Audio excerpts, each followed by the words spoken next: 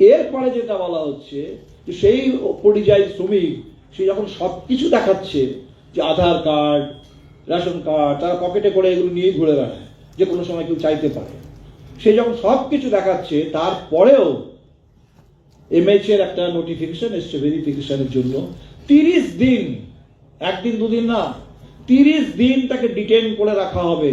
আজকে সেখানে যেগুলো কমিউনিটি সেন্টারগুলো ছিল গুরগাঁওতে, যেগুলো বিভিন্ন কমিউনিটি সেন্টার ছিল আমরা জানতাম, সেটা এখন ডিটেনশন সেন্টার হয়ে গেছে।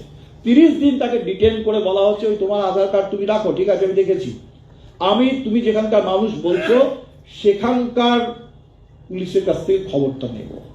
এইবার আপনি ভেবে দেখুন যে যখন ডাবল ইঞ্জিন সরকার হবে, পশ্চিমবাংলায় এখনো বিজেপির সরকার নেই, পশ্চিমবাংলায় এখনো বিজেপির সরকার নেই, তাই নদিয়া, মালদা, দক্ষিণ দিনাজপুর, উত্তর দিনাজপুর, মেদিনীপুরে আমার পরিযায়ী শ্রমিক মুসলিম, অধিকাংশ মুসলিম, কিছু হিন্দুও দেখলাম।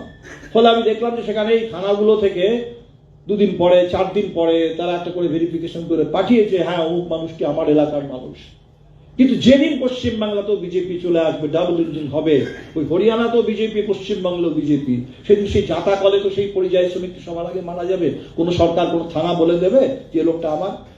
আসামের কোনো থানা বলবে যে গোয়ালপাড়া থেকে যে বাঙালি গেছে সে আমাদের আসামের মানুষ, সে বাংলাদেশের মানুষ নয়? কোনো থানা বলবে না।